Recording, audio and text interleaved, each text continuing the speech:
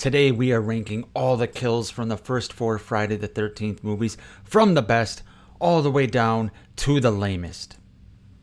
If you like horror, hit that notification bell, smash that like button, and push that subscribe button now. Hey, what's up everybody? I'm Nick Push. Got a tier list video today talking Friday the 13th, talking kills from the first 4 Friday the 13th movies. Categories are going to be best, great, good, and lame. Okay? We're not going to waste time. We're just going to get right into it. But as I'm doing this, tell me your comments down below. Tell me your favorite kill from the Friday the 13th movies, from the first 4 movies. All right. I didn't make this tier list. This is just pictures I found on Tier List Maker from all the kills, like I said, from the first 4 movies. So, per usual, when I do a tier list, I'm not going to fill everything up with the best. There's only going to be like 5 best, if that. Hopefully 3 best. But let's get right into it. We're just going to go kill by kill based on these pictures here below. We're starting out with Marcy from the OG Friday the 13th. Wow. So this scene is fucking fantastic. The kill is great. The effects by Savini, right? Obviously, this wasn't Jason, like a lot of the kills in this list, or some of the kills in this list. Everything that came from the first movie is going to be Mrs. Voorhees. But this kill, everything that goes into it is fantastic. When I reviewed Friday the 13th, 1980 last year, I broke down that whole scene and why it was effective. So if you're interested in my thoughts on this scene, my in-depth thoughts on this scene, please go check out that review. If you search on my channel, Nick Push Friday the 13th, should pop right up. But for me, Marcy's kill is going right up into the great category. It is fantastic. Sticking with Marcy, we're going to go with the person who was boinking her, none other than Kevin Bacon himself. This is a classic kill in the franchise. When people talk kills in the Friday the 13th franchise, this is probably in everybody or most people's top 5s. For me, it's really no exception. Right along with Marcy, this is great. All right, now we have, what is it, Brenda, the chick in the rain here from the OG Friday the 13th. Brenda, where do you belong? I think she was an off-screen kill, right? The lights turned on at the archery range, and then, her body was tossed through the window somehow by Mrs. Voorhees later in the movie when we got to the final act, I believe. Brenda's kill off-screen. I am actually a fan of off-screen kills. So I like an off-screen kill where it's like, holy shit, what happened here? And your mind just plays, your mind just races, wondering how it happened. I like shit like that. But Brenda's kill is going to go right into the category. The only reason it's not lame is because I do enjoy, the darkness everywhere. And when the lights turn on, she's blinded by the lights. But then, we don't get to see the payoff. And even the part we do see where she's tossed through the window doesn't really lead credence to using your imagination. So it's just All right, speaking of kind of off-screen kills from the OG, it looks like this is Bing Crosby's son. I think Harry Crosby. Can't even remember his name. Obviously, he's really bloody here. I think when Alice found him, he was like on the back of a door, right? With like, was it with him that had all the arrows on him? I think that might have been him. I stand to be corrected. For him, he's going to go right into the category. Good effects is the only thing saving it here. I mean, you can see kind of in that small picture there, blood everywhere. So he's Okay, moving on. These are not in order, by the way, even though they kind of seem like they sort of are. Moving on, we got the survivor of the OG. We got Alice from Friday the 13th Part 2. This is the ice pick in the temple. Jason's first kill we as an audience see in the franchise. The whole scene leading up to this is pretty piss poor, to be honest with you. I love Friday 2. Love Friday 2. It might be my favorite in the franchise, depending on the day. But these first 12 minutes or so or whatever it is kind of a slog to get through. And Alice's death, yes, I get it. The ice pick through the temple is kind of cool. And I know the backstory of it where it was supposed to retract and it didn't. So she was screaming for real. This is going to go right into the category too. I don't want to put it in lame because it's Jason's first kill, right? I can't put it in lame, but there's just so much better. Now we have Crazy Ralph. Okay? Crazy Ralph. I wish it would have lasted longer in this franchise. I really, really do. He dies early on in Friday 2. For me, this kill, it's good.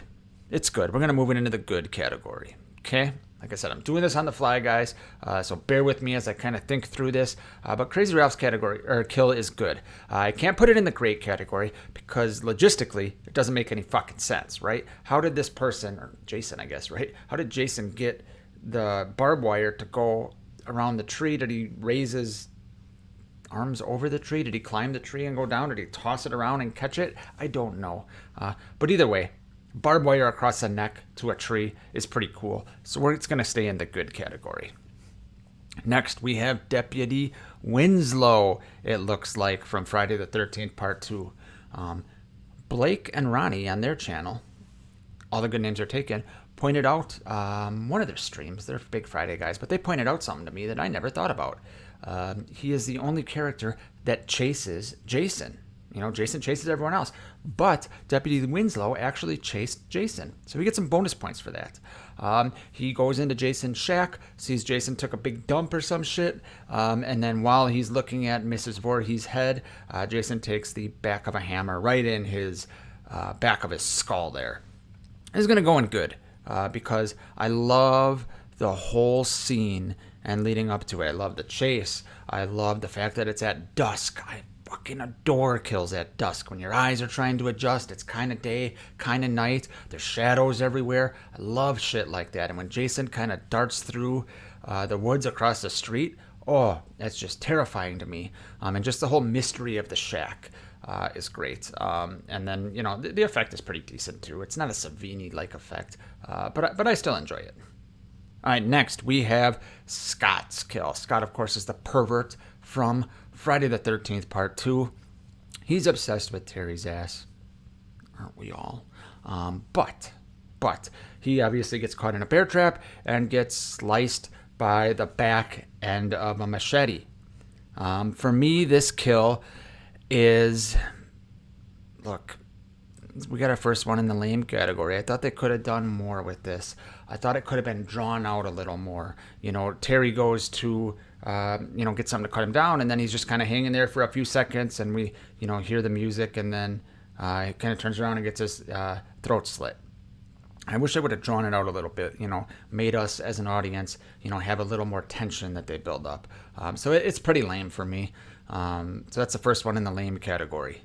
All right, now we're going to wheel into a new category we haven't used. I'm talking Mark from Friday the 13th, Part 2. This is automatically going into the great category. This is one of the best kills in the franchise. For me, it's in the top 2. Not quite number 1, but you asked me on a certain day, it could be number 1.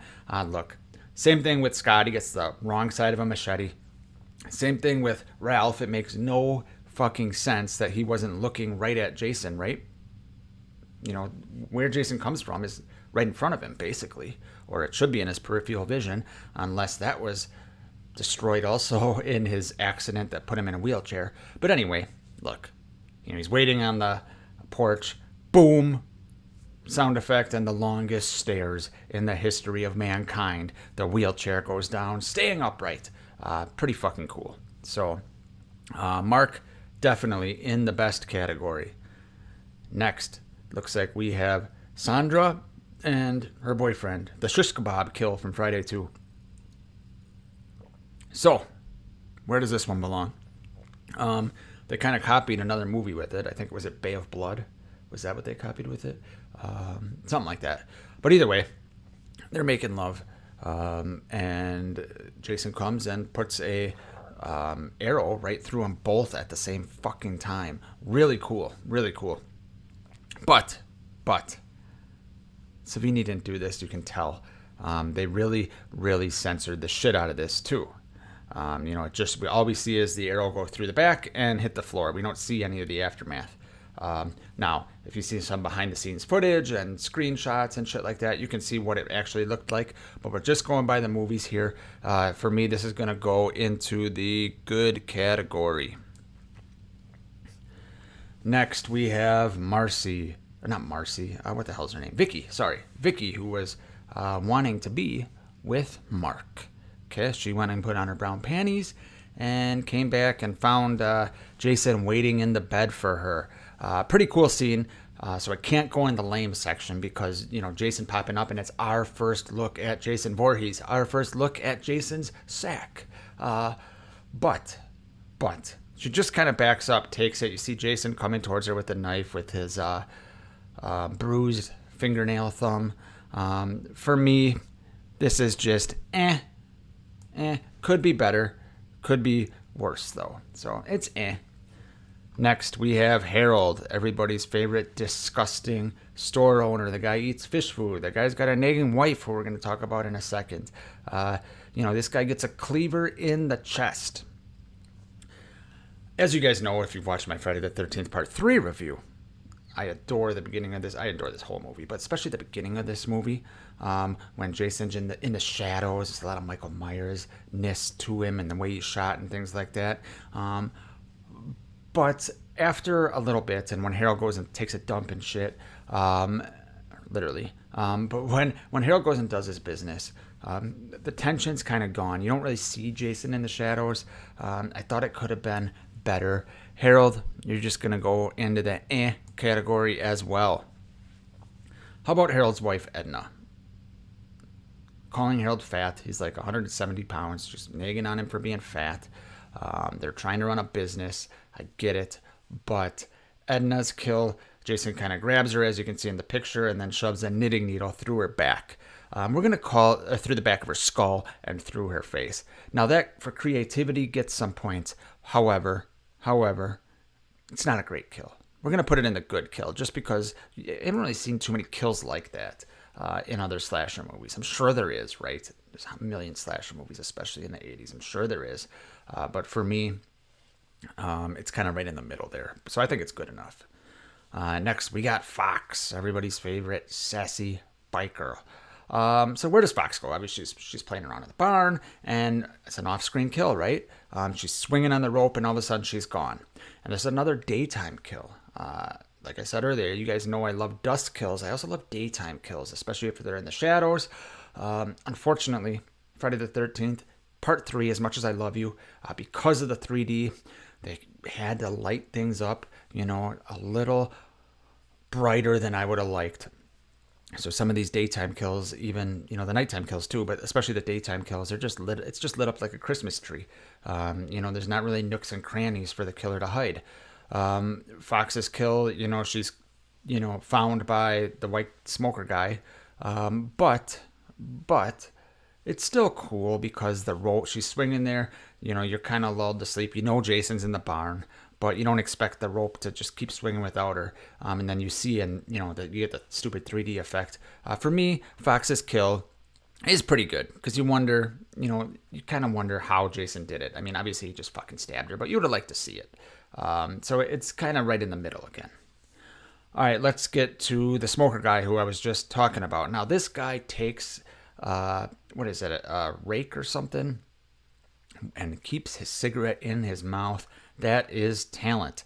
This is another one in this movie, like all the kills in this movie, specifically made for the 3D. You do get a nice shot of all the prongs or whatever the fuck they're called of the rake going through his back. So that's kind of cool. But we didn't really get to see too much gore. This one's just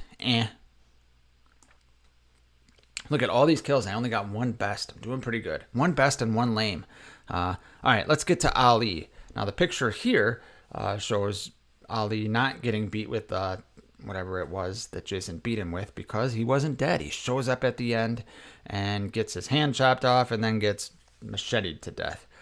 Great scene. Ali comes out of nowhere. I don't know how the fuck he survived because Jason was beating the fuck out of him. And Jason was obviously, a strong-ass dude in this movie. Where to put Ali? He's going to go in the good because I like the scene. I love the finale of Friday the 13th Part 3. Ali's going to go good. Next, we got Vera. And we have another best category. This whole fucking scene. This might be my favorite Jason moment in the franchise. I think it is, actually. And it's when Jason comes walking out on the pier with the harpoon gun. Who are you? Shoots her in the eye. I know you can see the string, right? I know that. Who cares? But my favorite part of it is Jason tosses down the harpoon gun, kind of turns around, looks at the house, and it's like he's just having fun. He is having a fucking blast. And that's our first look at Jason in the hockey mask. Great kill. Fucking incredible. So Vera's kill goes right up into the best category. Next, sticking with Friday 3, we have... who is that? That's Debbie. Now, Jason gets some extra points for killing a pregnant chick. Okay? Some extra points. That's a twofer right there. But he also gets some lame points for creativity because he just copied his mother with Kevin Bacon, right? Now, this is cool because it's got the Fangoria magazine, etc. For me, this is It's okay. It's okay. All right, next we got Chuck. Chuck. Mr. Stoner, Mr. 80-year-old Stoner, or whatever the fuck he is. Okay, Chuck. So he basically gets killed just by being thrown into the breaker, the electrical box, right? On paper, that should be down in the lame category, right?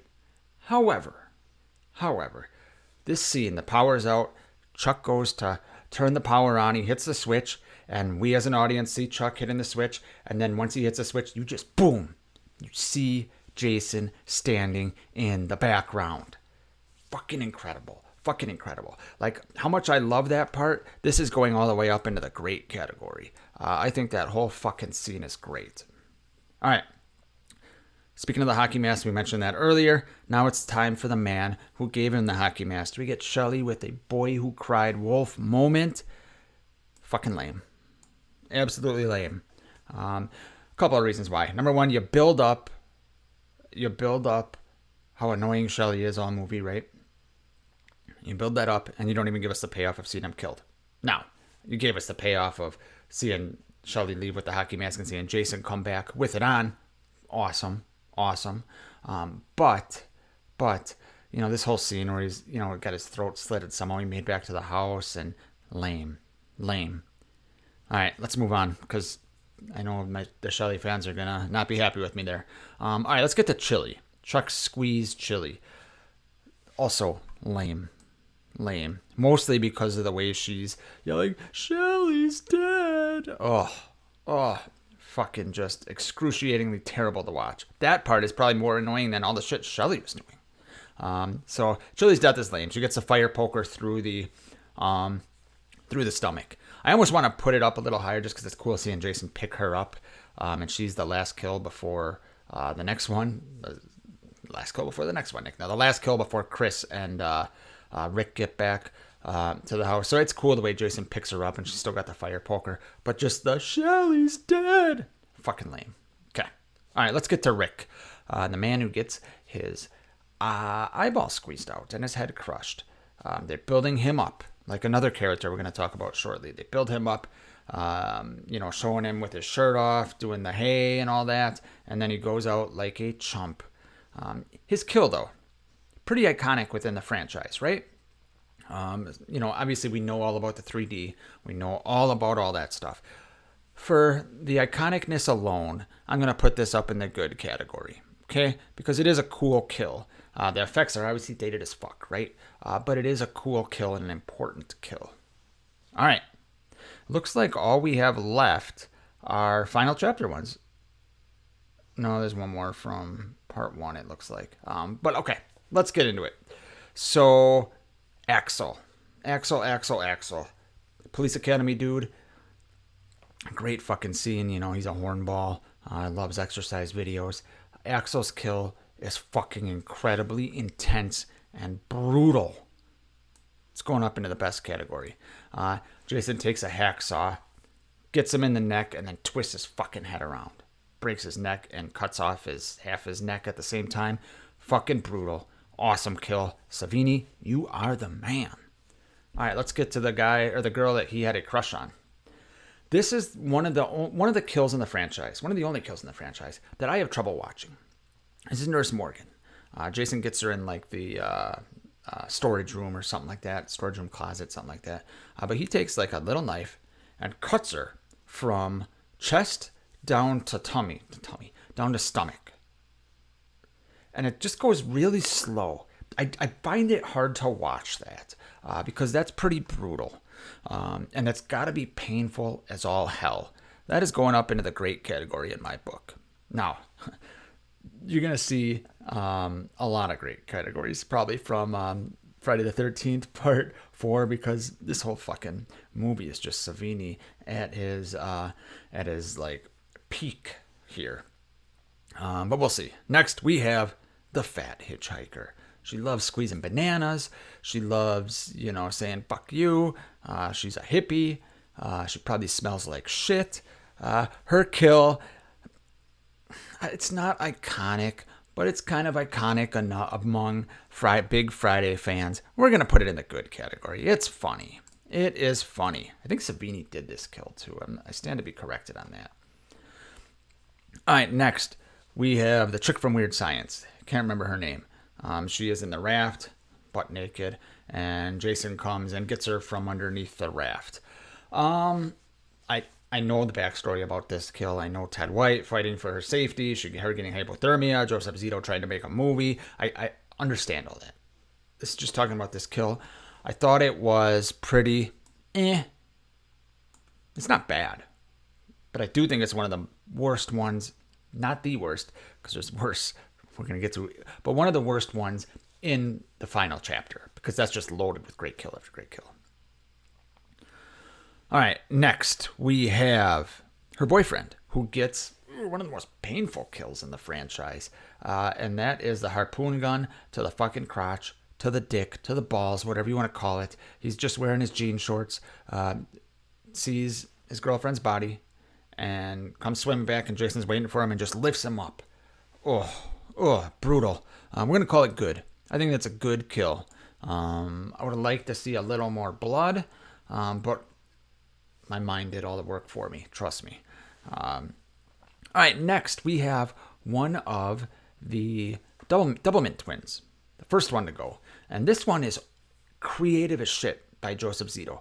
This is all done in shadow with a lightning strike. You see her in her raincoat, you see her shadow against the house, and you see Jason's shadow, and you see her stabbed, and as lightning strikes, you just see her stabbed, the silhouettes, and then her body's thrown against the house.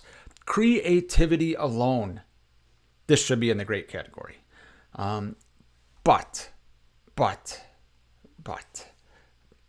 I just can't put it in the great category because it's not one of the great Friday the 13th kills, right? Like, I love it because it's different, but it's not great. So we're going to put it in the good category. I think it fits pretty well right there. Next we have Mrs. Jarvis, who gets kind of a cut flash off-screen kill,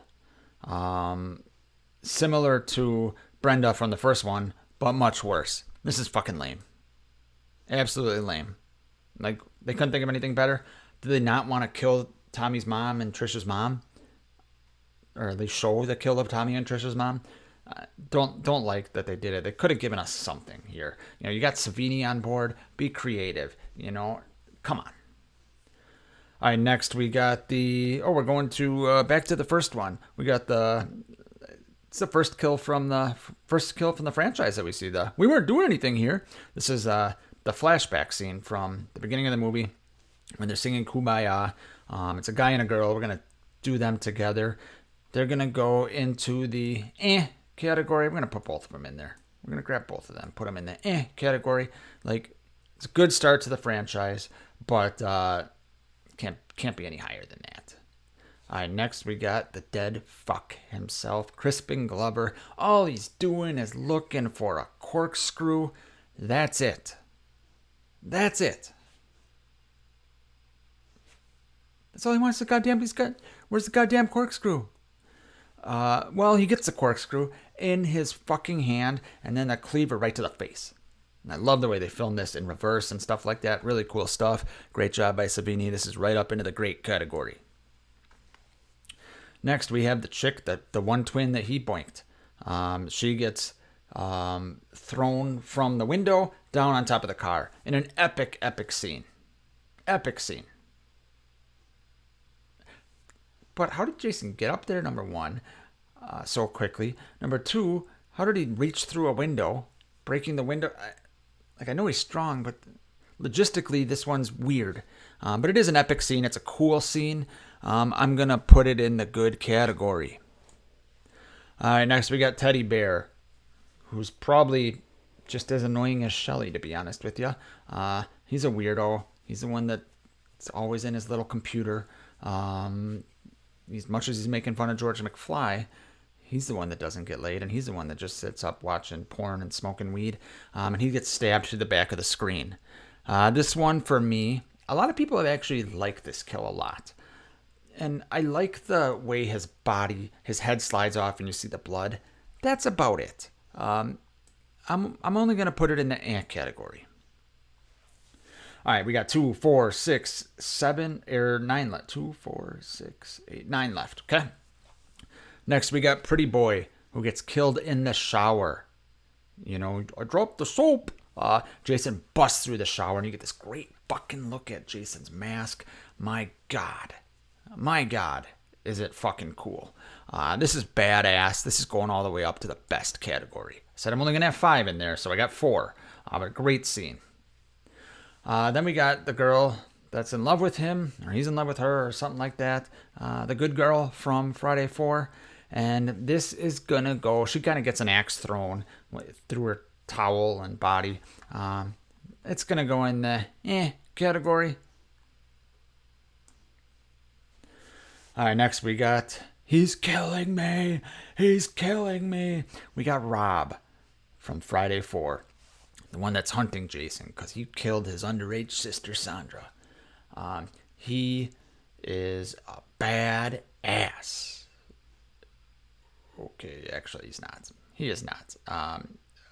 Iconic scene, once again, like I've said a few other times, among Friday fans. He's killing me. But he went out like a big fucking chump. In fact, I'm going to put him in the lame category because that kill was lame as fuck. All right, now we got Jason Voorhees himself, his actual death from Friday 4. I mean, I don't know how I don't put this in the best category. I don't know how I don't. But I have another kill in this list that is my favorite kill in the franchise that is obviously going to have to go in the best category. So, which one of the best categories do I want to move to keep my rule of only 5? I think we are going to go with the shower kill. We're going to move down to great so we can get Jason up into the best category because this is just epic. The way his head slides down the machete. This is Savini killing the monster he helped create. Just fucking classic. And that whole scene with Tommy and Trish and Jason. It's just, it's so dark and it's just so much mood in there. It's great. So that's Jason's got to go in the best category. Okay, next we have Mrs. Voorhees getting her head chopped off with her hairy Tom Savini knuckles grabbing for her head. Once again, I hate you guys know I hate using this word liberally, but this is iconic. For me, this is going in the great category. 4 left. Here's my favorite kill in the franchise, guys. It is Andy. It's going up into the best category. I love this. The way he is walking on his hands. They set it up a little bit throughout the movie. Not much. But he kind of turns the corner and you see Jason standing there waiting for him, holding a machete. He looks up and you get this image through the floor of Jason reaching up with the machete and chopping him in half from the fucking groin sideways. Just fucking incredible. My favorite kill in the franchise. Like I said, sometimes it might be Mark, but for the most part, it's usually Andy is my favorite kill in the franchise, just because that's fucking just incredible. Next we have Terry, who, she has her assets, but her kill is not really one of them. This is going in lame. Another one of those flash cuts where it's just a flash cut where it just goes to white and then we see her body later. Pretty lame. Okay. Next we have Annie, who, in my opinion, should have been the final girl of the OG Friday the 13th. This kill's great. Just the whole build up with her driving in the Jeep. We can't see who she sees, but she's running through the woods, trips, and then we get the fucking throat cut. And that's where when you first saw this, you're like, oh shit, because you didn't know they could show that in a movie. Annie she's going right up into the great category. And finally, we got the prankster Ned from the OG. Kind of an off-screen kill. I mean, it is an off-screen kill. But if you guys know me and you know my Friday fandom and some of the things I like I told you earlier, I love dusk kills.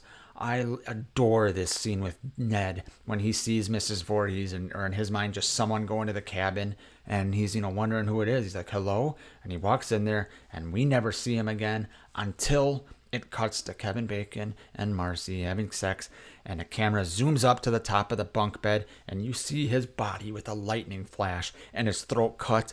That is exactly what I'm fucking talking about. That's going up into the great category. I just love shit like that. I absolutely adore shit like that. So that is my list, my tier ranking of the kills from the first 4 Friday movies. Tell me, guys, in the comments, what did I get right? What did I get wrong? What would you put in the best category? Thanks for watching, and I will see you guys on the next one.